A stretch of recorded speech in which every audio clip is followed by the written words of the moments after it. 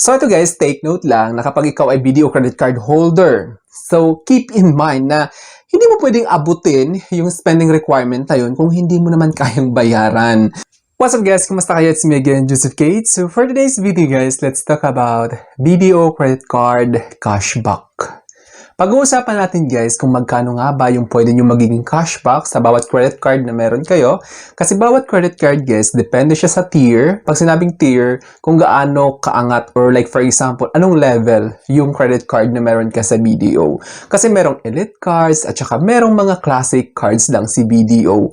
Which is, when it comes to elite credit cards, of course, expect natin na mas malaki yung magiging welcome cashback ninyo. But take note, mas malaki din yung spending requirements. Kasi may mga certain spending requirements bago ma-meet or bago nyo ma-receive yung welcome cashback na yon. So, kailangan nyo muna mag-spend ng certain amount para ma-avail ninyo yung welcome cashback na yon. At saka magbibigay na rin ako guys ng tips kung dapat nyo bang i-avail talaga ito. At the same time, pag-uusapan din natin guys yung kung magkano nga ba yung spending requirement at saka kung magkano nga ba yung magiging cashback nyo within that corresponding amount, kung magkano yung spending requirements, so magkano nga ba yung magiging cashback. Kasi tulad sa Visa Signature, kailangan nyo ng 75,000 para sa 15,000 cashback. Ganun siya. At saka, kailangan ko rin magbigay ng tip. Kasi mamaya, kailangan nyo lang abutin yung spending requirement tapos hindi nyo pala kaya bayaran. So, pag-uusapan natin yan mamaya. Pero bago yan, nais muna kitang imbitahan na mag-subscribe sa YouTube channel ko kung bago ka pa lang kasi marami pa akong i-share ng mga tutorials, knowledge, and experience of mine in the future.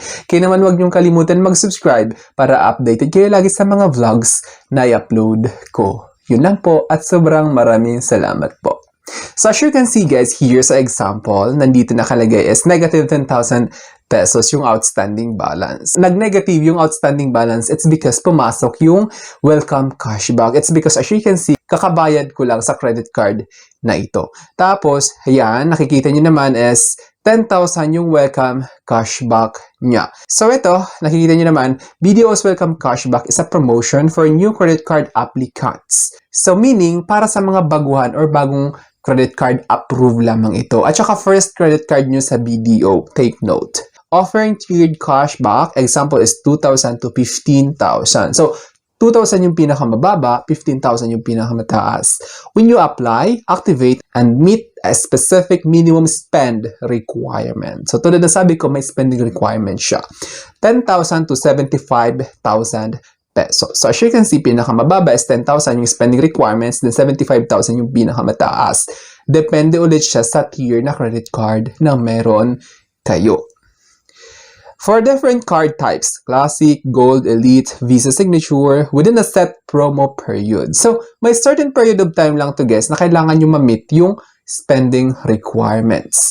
Halimbawa, within 60 days of card activation. So, ibig sabihin, pagka-deliver sa inyo, pagka-activate, kailangan nyo mag-spend ng kung magkano yung required spending requirement para ma-qualify kayo for that welcome cashback.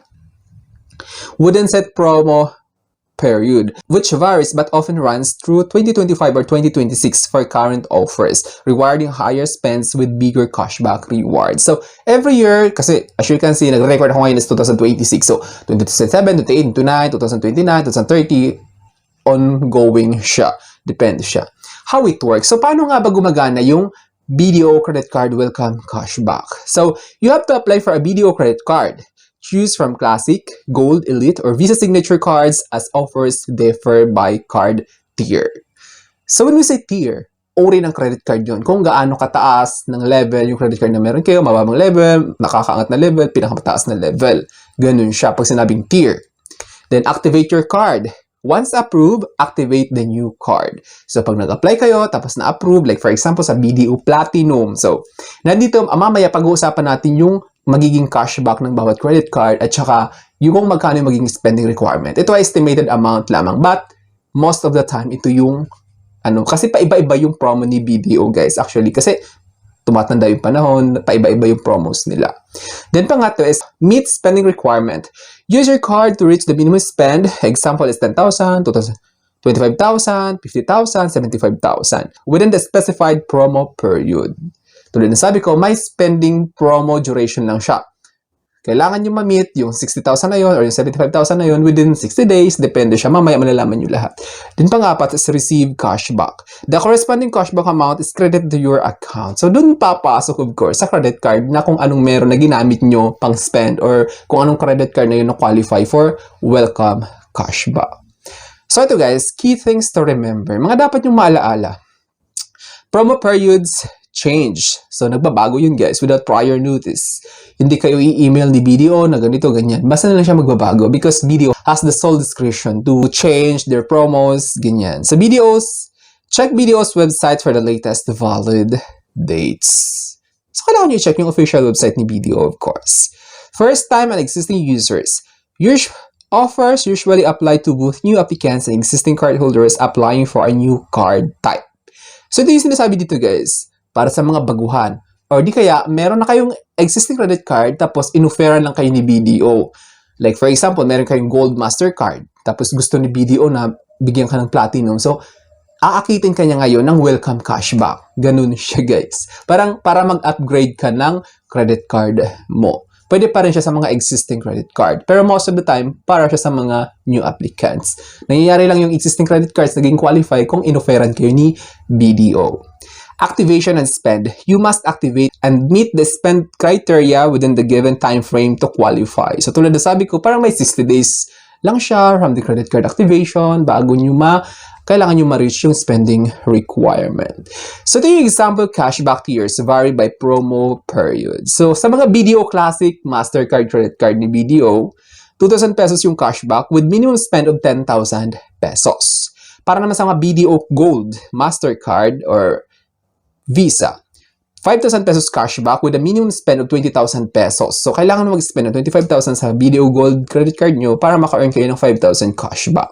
Then, para naman sa mga Elite cards, BDO Elite, 10,000 pesos cashback, minimum spend of 50,000 pesos.